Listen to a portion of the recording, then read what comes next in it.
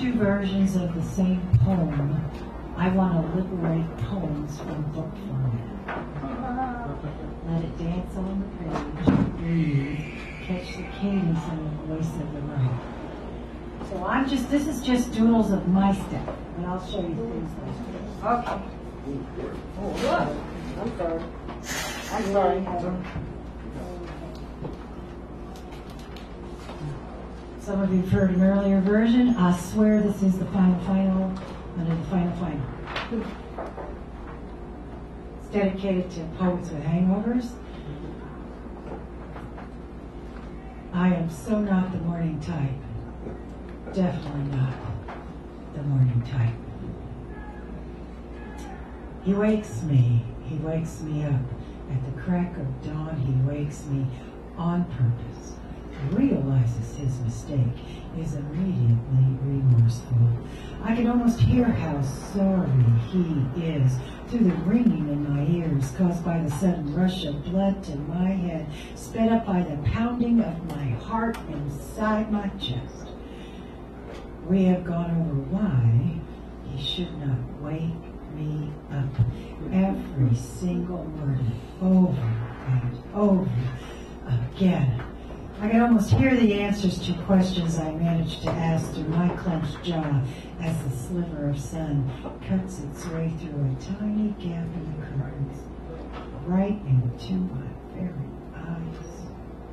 And rumpled pillows I was sleeping on, kind of, sort of, but not quite. I want to ignore him and the sun. Ignore him. Yes, I want to. He blinks his eyes of calm reason, agrees not to wake me, sort of. Not quite. He teases, "Ah, darling, let's commiserate together," then garlands me with kisses to greet the day. Yeah.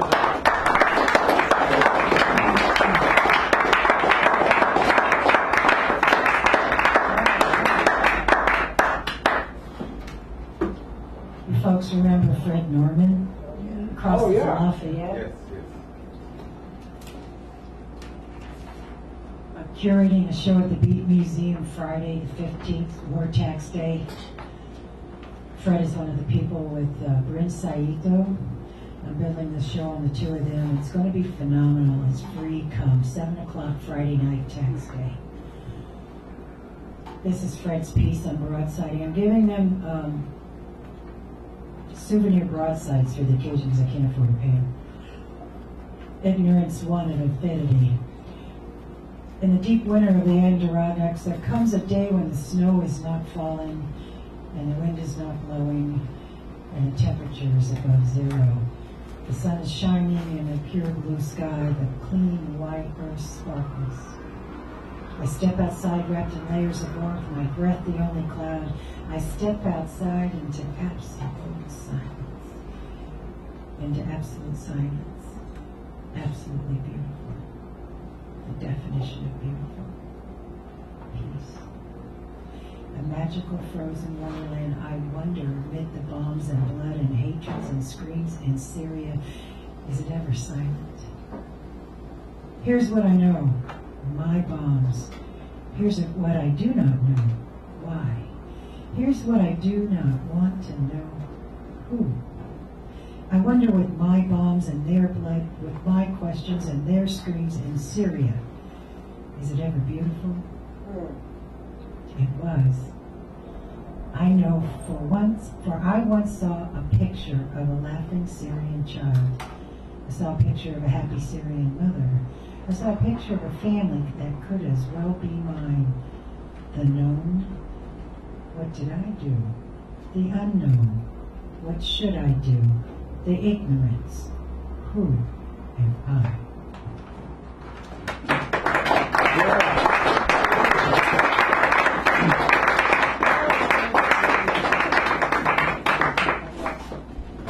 The last one, if I can find it, is Kim Shucks. She posted it on Facebook the other day. 2 3 days ago. She doesn't know this exists yet. I haven't shown her. I call it the tending of enemies. watch out, here it comes. Enemies need tending. The borders shift with us like clouds, like a rained out music festival where no one meant the mascot.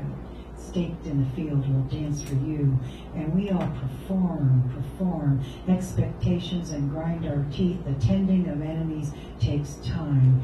There is a goddess made of mythology in my grandmother's old shirt.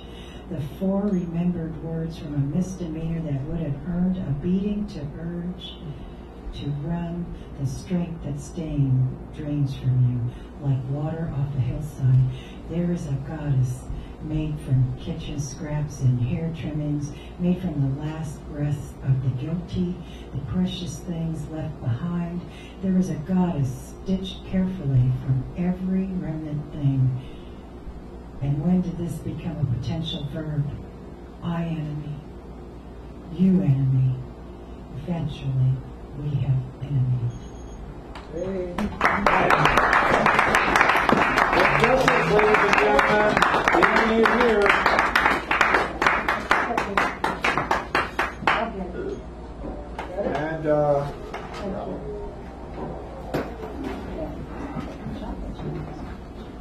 And now we have Clara Sue coming up to minister to us in the ways of life.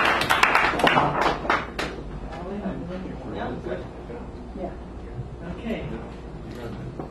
Just a short piece from the theme. Thank you. You're it. Love turns, wine sours, la pagata d'amore. Futile jumps down every other step, broken chords, vain accord. Furious missives of mundane domesticities. He writes, she reads, both laugh sitting in their chairs. A man gasped, they have bombed my airport. A neighbor asked, why do you love her? At one time, each had embraced the opposite, living in awe and terror. That's it.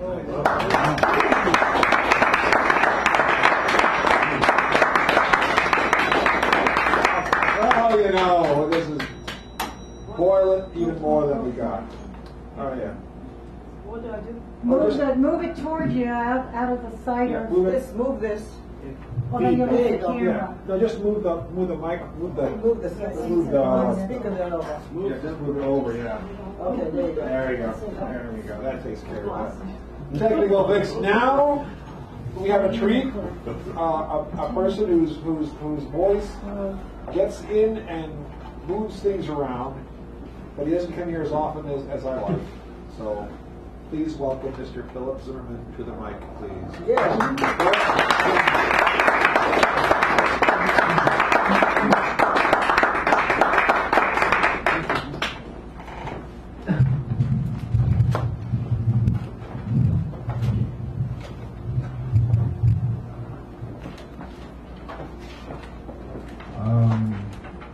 The Devil's Workshop. Nipping the fingertips off honest men. Too late, I realized the table saw was Belial. Grandpa had to eat his toast with 2 fingers because of this chump. Beelzebub the belt sander, low grit gremlin, always reaching for neckties, shirt tails, shop aprons, and long hair, polishing knuckles down past the bone. It's a bent and sordid family inhabiting this particular spirit level of furniture hell, fitted with all manner of vices, hammers, pliers, and nails. The most dangerous demon of all, rarity. Not injury, not lust, nor laziness, and not greed, although greed is the corpulent first cousin of rarity. Rarity follows the powerful demon pride. After after pride erodes defenses and nauseates the angel common sense, rarity swoops in on his membranous wings of art, status, and good taste. The ambassadors of rarity, pompous queens and debased designers, corrupt dealers, grumbling liars, petty pickers, and thieves to sing his praises. And who are the slaves of rarity? We who spin the blades. We lower veils of stain and pump noxious perfumes of their majesty's farts from spray cans and hoses onto the furnitures of diabolism. And yes, not to forget the dust devils, abject minions of the board, and scrapings, gougings, sandings, antiquings, with chains and swift kicks to skirts and aprons, jumped on toes and ground down corners. Dust devils, just waiting to flare from that one stray spark, a fallen star tracing its mark from the steel-chewing grinding stone all the way to the floor. Thank you.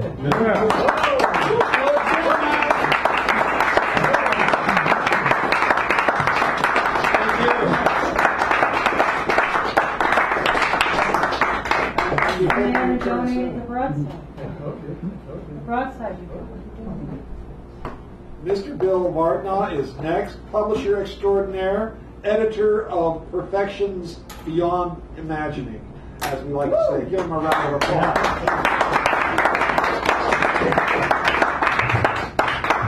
That's pretty good.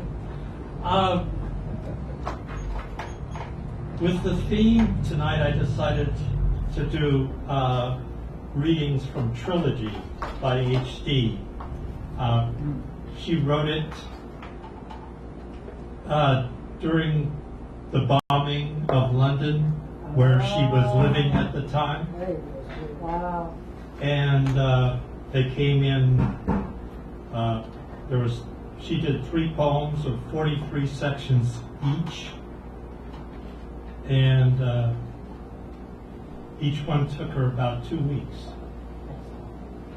So I'm going to do the first poem of each of the poems as parallel universe. I got it. So the first one is The Walls Do Not Fall. An incident here and there, and rails gone for guns from your and my old town square. Mist and mist gray, no color, like the Luxor bee, chick and hare, pursue unalterable purpose in green, rose red lapis. They continue to prophesy from the stone papyrus. There, as here, ruin opens, the tomb, the temple. Enter, here as here, there are no doors. The shrine lies open to the sky, the rain falls here, there, sand drifts, eternity endures. Ruin everywhere, yet as the fallen roof leaves the sealed room open to the air, so through our desolation, thoughts stir, inspiration stalks us through gloom. Unaware, spirit announces the presence. Shivering overtakes us, as of old Samuel, trembling at a known street corner. We know not, nor are known. The Pythian pronounces. We pass on to another cellar, to another sliced wall, where poor utensils show like rare objects in a museum. Pompeii has nothing to teach us. We know crack of volcanic fissure, slow flow of terrible lava, pressure on heart, lungs, the brain about to burst its brittle case, what the skull can endure. Over us, apocryphal fire, under us, the earth's sway, dip of a floor, slope of a pavement, where men roll drunk with a new bewilderment, sorcery, bedevilment. The bone frame was made for no such shock knit within terror, yet the skeleton stood up to the flesh. It was melted away, the heart burned out, dead ember, tendons, muscles shattered, outer husk dismembered, yet the frame held. We passed the flame. We wonder, what saved us? What for? Hey. Hi.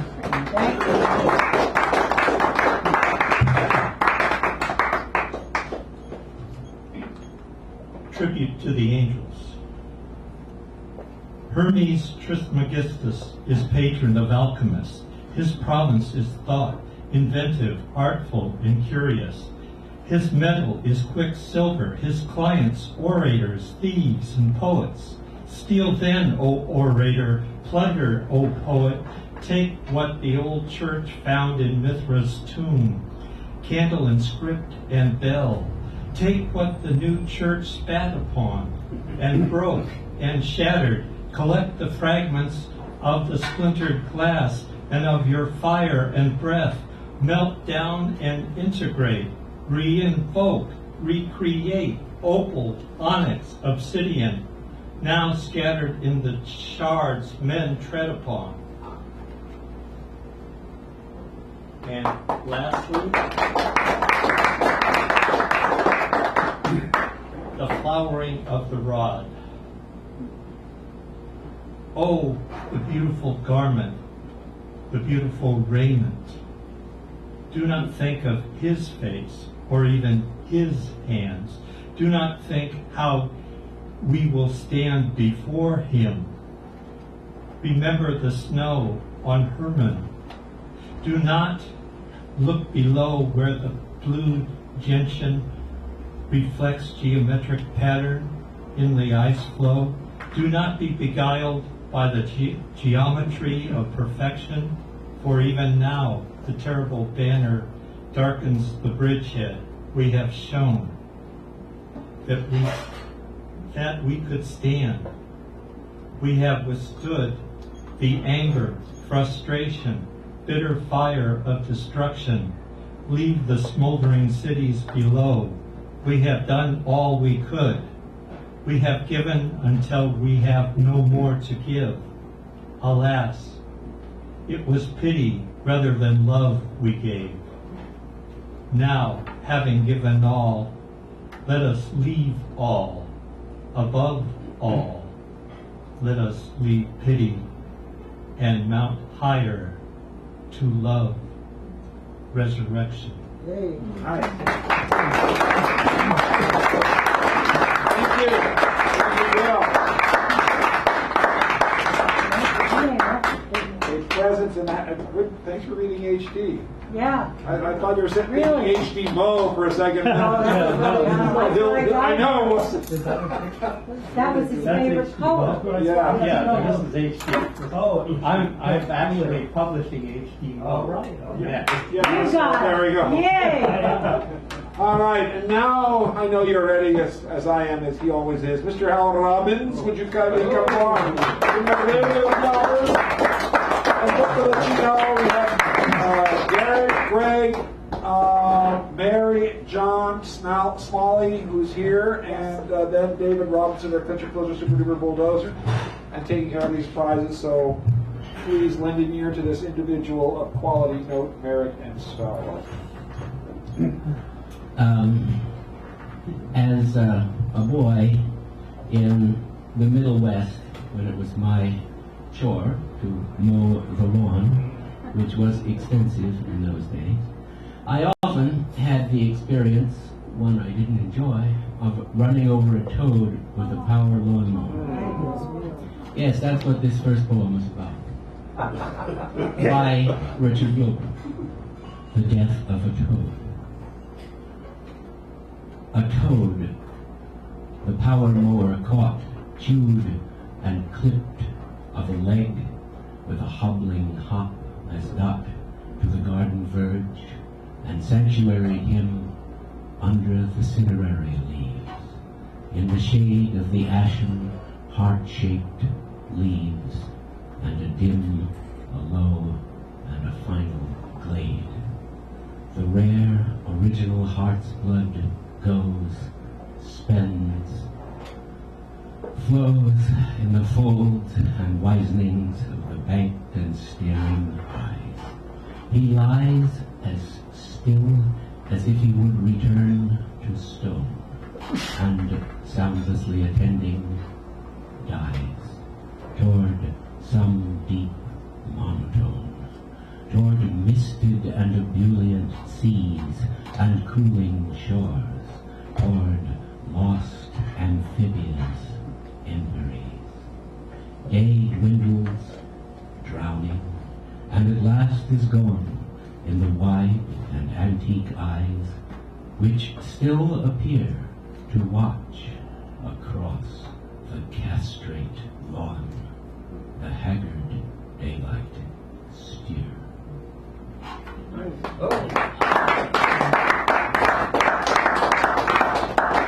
Animals, other creatures that share our world with us, are keys to parallel universes which they inhabit, particularly often the despised creatures. And here is another poem by Richard Wilbur on the much unloved vulture.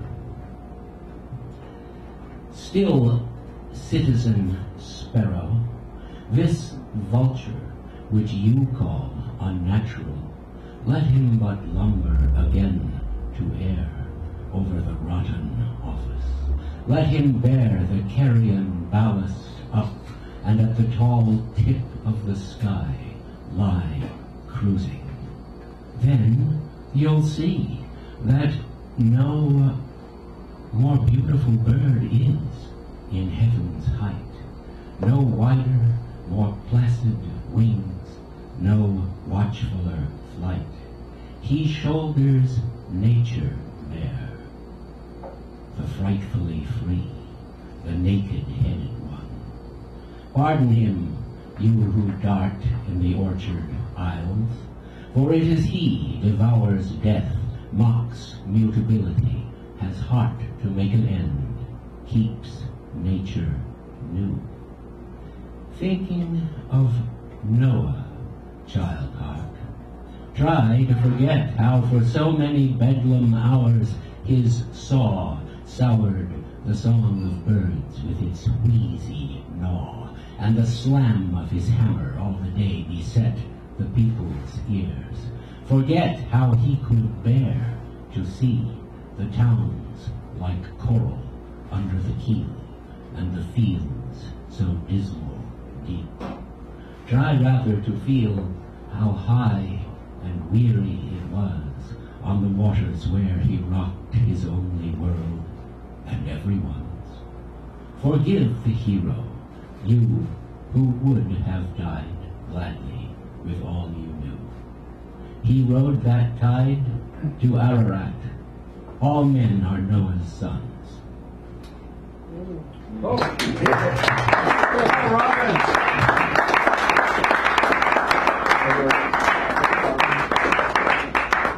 And now we have Garrett Murphy coming on up here. Give him a nice round of applause. Wonderful person.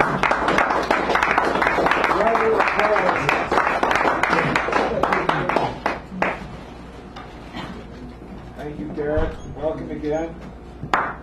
Give him a nice filling there.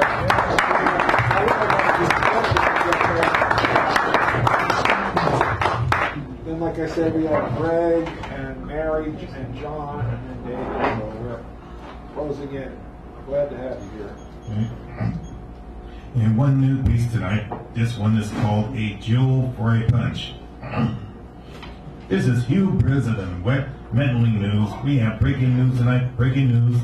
Authorities have reported that after a year-long manhunt, they have finally apprehended the serial murderer dubbed Mr. Punch due to eerie similarities between his actions and those of the Punch character in the centuries-old puppet show, Punch and Judy.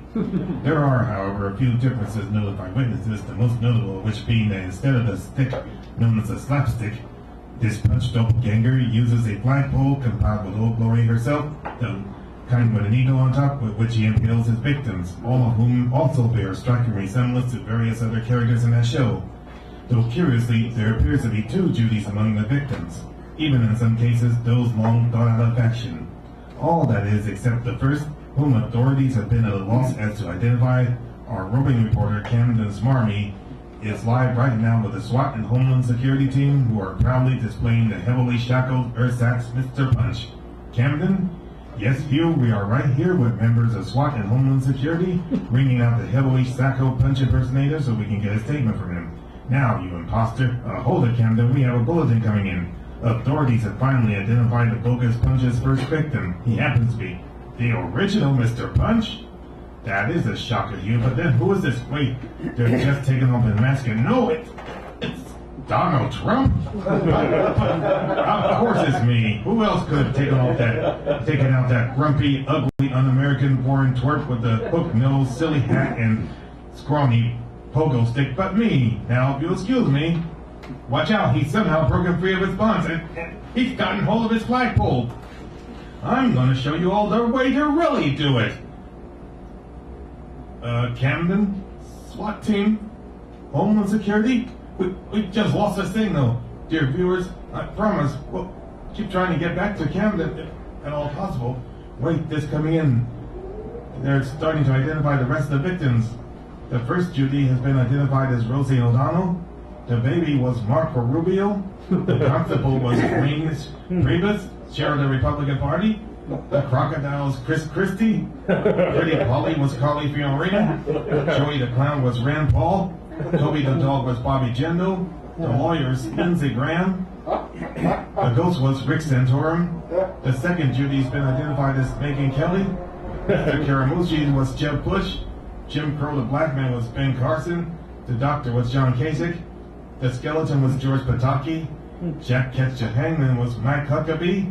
And the devil was Ted Cruz. Ladies and gentlemen, this is Hugh Briss, warning all to remain wary of all times, for it appears that there is now a new Mr. Punch on the loose. If we do somehow hear from Camden's Army or the SWAT team or Homeland Security, we'll let you know. But in the meantime, watch out, please.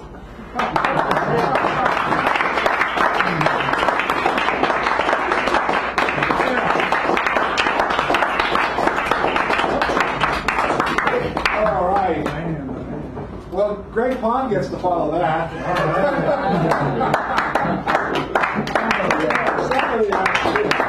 Come around as he comes out here. He will do what he always does. Can we have a hand for David for handling that?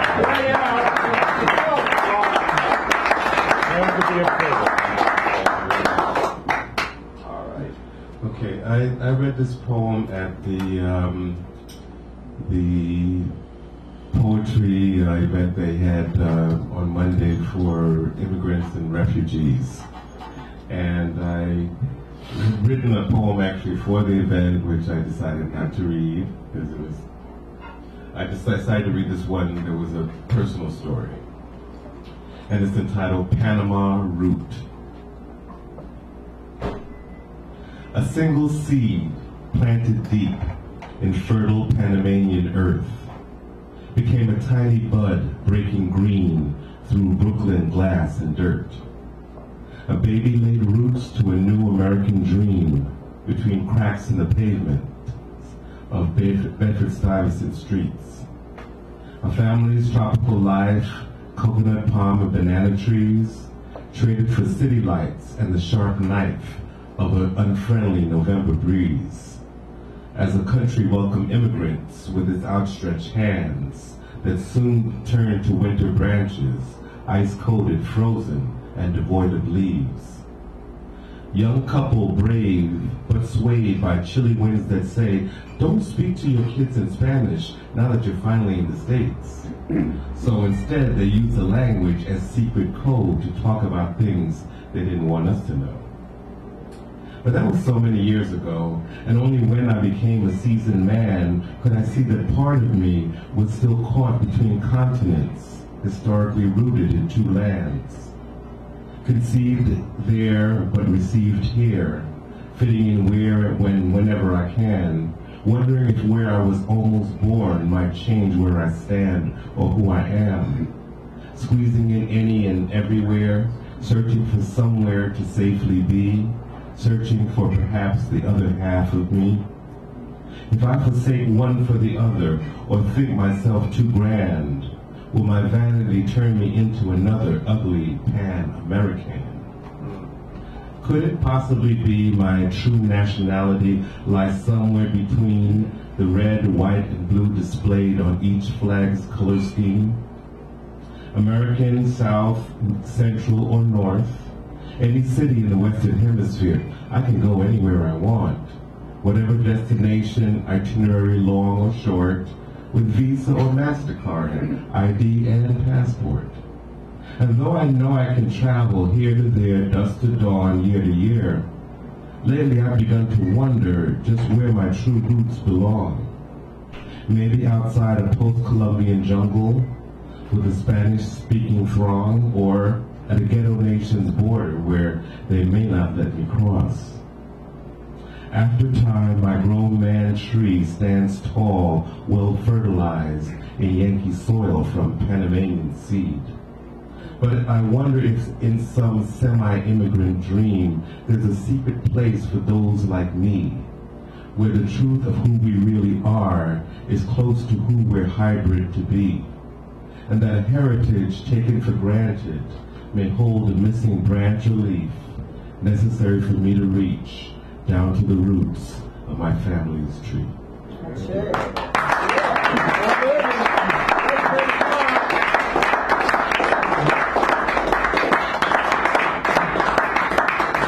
Now, just before this next person comes up, she is not aware that we have a tradition of welcoming someone who's brand new here. So when she comes up to the mic and I introduce her, please welcome her in the tradition that we like to welcome new people here. Loud, vulgar, rude, happy, cheering, animal noises, clapping, etc. ad nauseum, so they know that they're really welcome. Scare the farm animals. Yeah, spare the farm animals. Mary Wagner, would you kindly come on?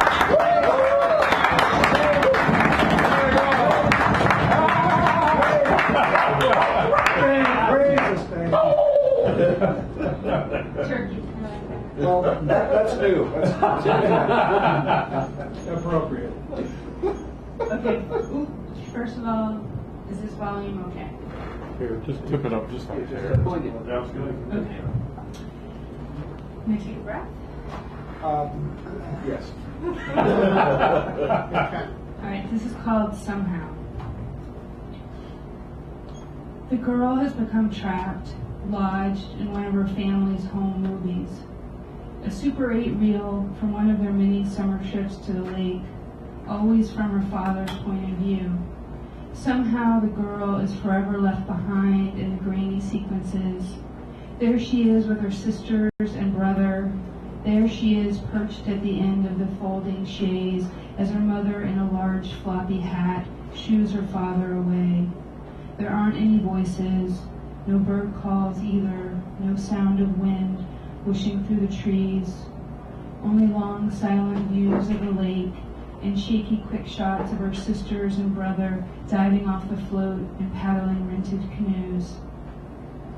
Sometimes they ham it up, but often they've completely lost track of the camera as they lie on the rocky beach on familiar beach towels, skin wrinkled and covered with goosebumps from having lingered too long in the water. Summer goes silently on and on and on, and nobody ever calls the girl home. Nobody tells her that it's time to clean out the cupboards, pack up the car, and start getting ready for the drive back home. The leaves always stay green here. The air remains stippled with heat, and the dragonflies never stop quivering over the ripples Sometimes the girl suddenly gets a prickly sensation, a feeling that she's glimpsed her very own family looking back at her. She hazily recognizes the downstairs rec room with its cast-off furniture and pool table and the glinting beam of the flickering projector. Awkwardly holding an oversized oar, she catches the familiar sight of her family squeezed onto the couch. There they are, laughing at the long-past summer antics, legs strewn over each other, bowls of popcorn on their laps. Roscoe the dog appears and they all cheer, especially when he skitters to keep his balance right before her brother's canoe tips over. And then here comes Roscoe swimming right into the lens, a close-up. The girl never stops. She swims, collects beach pebbles, balances on a fallen log. Sometimes many years pass before she catches another sight of her family watching her. She's skipping stones and wrestling with Roscoe, innocent and unwatched. But then once again she becomes dimly aware of being observed. At first it startles her how much they've all changed. Her sisters are suddenly spangled with acne, and her mother's hair has gone gray. When they are gone again, a loneliness hovers around the girl, even though she's already forgotten they were there at all. And there is her very own dark-haired mother calling her up from the lakeshore to dinner. The girl paddles, the girl swims, more time goes by, and there they are again, in unfamiliar clothes, more mature and serious, holding babies and toddlers in their laps. For the girl at the lake, things always stay the same. The sun never dips, but holds itself high in the blue-skied summer days. Sometimes when she soars right up to the apex of the rope swing, the girl feels as if she might burst through the wall and into the rec room. The faces of her siblings and parents are big and close and real, and maybe a bit sad, but by the time the urge to call out rises up, the girl is already swimming in the other direction, away from her family and back toward the cold, rainy lake.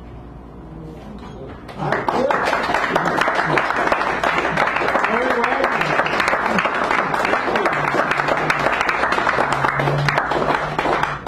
And now John Smalley is going to come up here. I don't know what he's going to do, but he is a wonderful person and many talented things. So I just give him a nice warm welcome.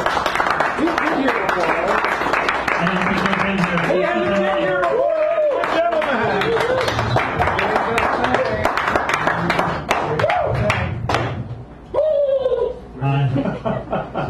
I had to do that. One of the poems I heard earlier mentioned Mount Ararat at the end. Was that one of Richard Wilbur's? Yes. I thought maybe I'll just do a couple things. I'd like to read a translation of a poem. It's actually an Armenian folk song, a very famous one.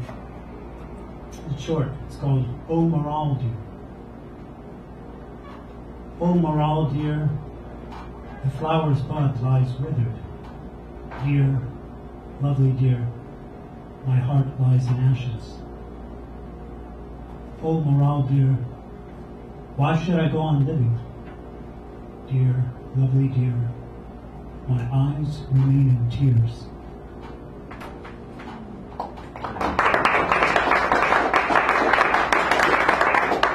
With your indulgence, I'll sing it, since it's a famous song.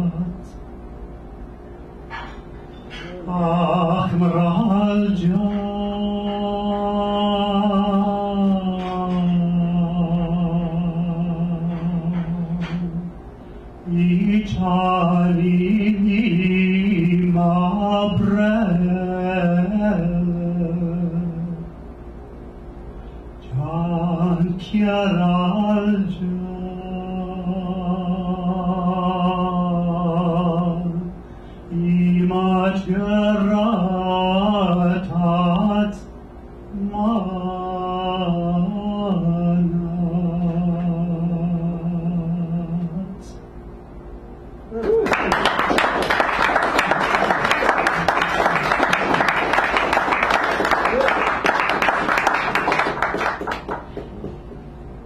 some of you know I'm also a librarian at the Chinatown Library. And so I want to invite you to a couple events coming up. One in April, and that is in honor of National Poetry Month. The Chinatown World Literature Book Club is reading Vikram Seth's novel in verse, The Golden Gate. Have any of you read that? We have one hand up here. It's an odd work about four yuppies in San Francisco in the 1980s. The entire Did they make a novel... movie of that? I don't think so. The entire novel is written in a chain of sonnets.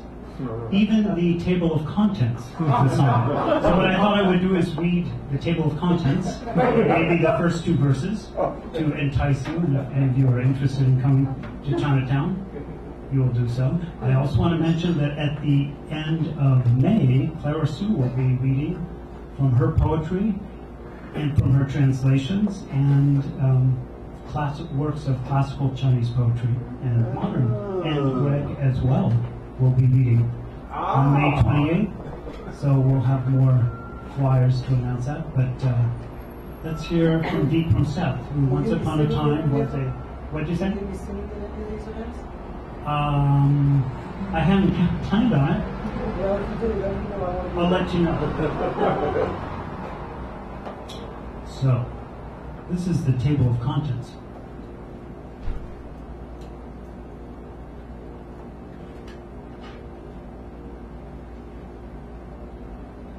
The world's discussed while friends are eating.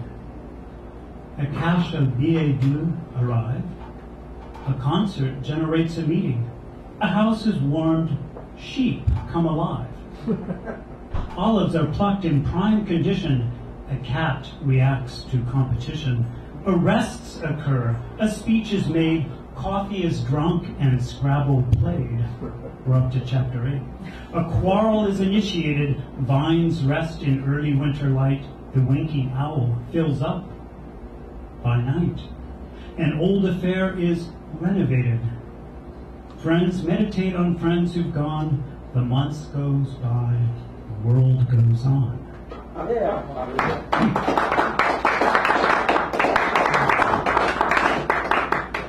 I'll read you the first verse, and we'll leave it at that.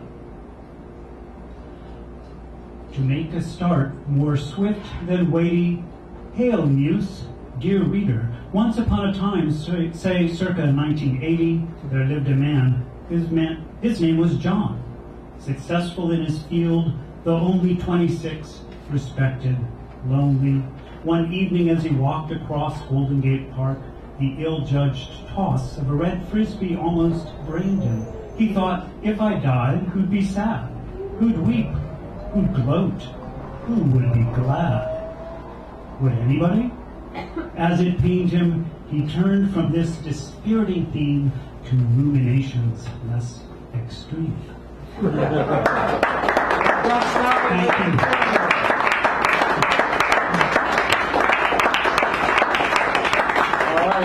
That brings us to our clincher closer, super duper bulldozer, the last word. Mr. David Robertson, would you kindly step forth and close us out, please, before we take care of these numerous prizes and things like that. Give a nice round.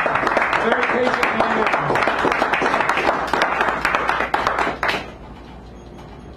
Okay, I imagine both sides in the conflict saying this exact same thing. So you move first. Pretend I am not there, wrestling you to the ground. I am immovable, grasping your roots that I loyally drape around myself to show my superiority. I only want justice. For this, I will tear out my eyes to make you blind, blast my bridges beyond redemption, and scream you will not take the effort to reach me. You move first. My retaliation binds us as brothers. I clench your indignation like lichen gripping a rock that rejects its symbiosis. Do not see things my way, for I would suffer endless sorrow. Who would I be without us? We defeat every mediator who sees us as separate. Why can't they show us that I am right? Be mine forever. Do not concede that I will square your vicious circle and triumph over human nature in perpetual comedy, tightly bounded by hell.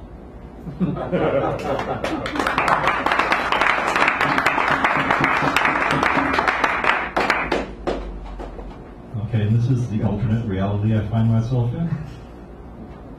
Call from Nigeria. We grow ever closer to perfect connection. So close we forget where and who we are. At midnight I wake to a foreign code, half a world distant, wondering if they are trying every possible number, and wait out the ringtones by the side of my bed. In the morning, a voicemail. I cautiously listen. 2 minutes of recorded static, flawlessly sent across an ocean and continent, to convey the accidental push of a button, or to probe for foolish curiosity. The entire globe telescopes into my possession, whether I want it or not, at a time of my choosing or not, immersed in a wash of encapsulated people and events, requests and applications, closing distance with a touch of my hand as I detach from one solid ground. Who turns from this towering buzz of instant knowledge and unnoticed confusion, where crossing the street is an exercise in fixation on the latest gossip, and the person taking your order is a distraction, when you see faint blue light on all the downturned faces in the subway? How did so many forget so quickly to converse as breathing, emoting, mobile people? Is the illusion of connection so perfect that we settle for peepholes to access infinity? The scammer or prophet might know something better as our shapes fade to the size of our palms. I've got one more poem more.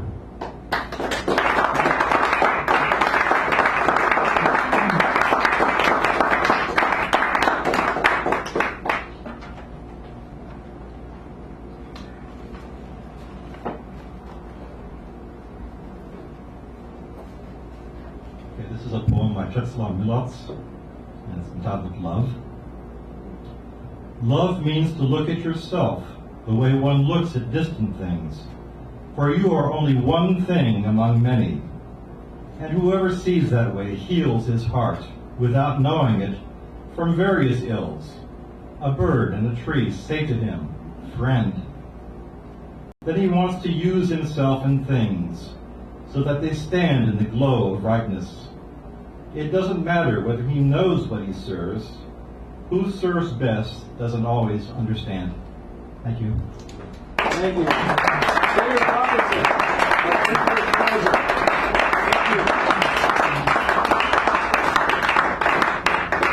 And now, as promised, would you kindly cut these cards so I can shuffle a bit? Yeah, just I have to scrap them up. Shuffle. Yeah, just a little bit. Okay. So. The prizes, door prizes, Stitching Stars, the story quilts of Harriet Powers. So this is a great book. Poet Talk, Bay Area Poets Coalition, great poems in this. Also, The Sharp Edges of Knowing by Casey Fitzsimmons, poems 2015. This has good pieces in it. Then there's our perennial Star Trek book, and Wedge of Light, Michael Dillamos. Now this has Cor van der Weedel and Tom Lynch as editors. It's very good. And then of course these little red cards and the email thing. What is that? Thank you. Is this still going? All right, round 6. Turn it off. You're done. It's still going. That's because I didn't do it the right way. 12 came off. All right, so, and then if those do not ring your bell, then there's either being the mini feature we didn't have, Bill Mercer was not here tonight, so I didn't do that. choosing the next week's theme, getting the last word, which the person just did, and then the keynote, which starts at the beginning like Clara. So a drum roll, please. If you'd be so kind. I gotta go while I'm on the back. Number 12, which would be Mr. David Herman. Call my number. Call my number. You worked hard for it, so. Go for it, man. So what do you Bring want? the sax again. Do the eight. So tempted between Do the theme eight. and last word. But Do the 8 minute. Bring your sax. Okay. Gonna do the mini? yeah, I'll do it. All right. Oh, what a All right, there we go. Thank you so much. Thank you so much. My pleasure to swerve. All right, and another. Another drum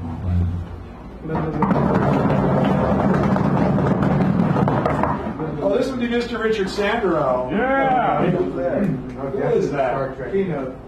Keynote. Boy, we're filling up the slots fast. That's good. I like that. Takes me because we're running a little late. I can't, I have to die. I can't read. I got all these books. I can't. Oh yes, we know. Excuses, excuses. I can't do any more books. All right. I can't. I got somebody to read now. I mean, I can do it. Garrett Murphy. Garrett Murphy, kindly come forward, please. So any one of these fine prizes. Did we have the keynote in India? Door number 2. So you could these books are available, or you could choose have the last word, choose the theme, or did someone take the keynote? Yeah. Me. Oh, you know I wrote the word keynote instead of your name. Well, you ought to know what it is then, because that's usually what I do. You're right, Keith. Oh, good. That's a good one. That's a good one. All right, so I'm getting all confused here. Oh boy, Hal Robbins. Hal Robbins. Yeah, Dr. Robbins. Dr. Robin. Now what's See, I knew you were gonna do that. These are all fine, and then there's you can also do the closer if you want to do the closer. Well, I'll do Star that. Trek. Okay. Star Trek. Nope. No one likes. Hey, Star don't Trek encourage is it. fine, but I'm walking sideways around piles of books. Very hard to get rid of them. Sideways around piles of books. There's a poem in there somewhere. That's the beginning of Miles and miles of piles. Got it. Oh, here we go. John. John Snelling to the microphone, please. I abstain. I have too many books. You can choose our theme. Choose a theme for Yeah, us. choose. You Okay. can choose a theme. Permafrost. Music. Music. Oh, okay. That's always a good thing. There you go.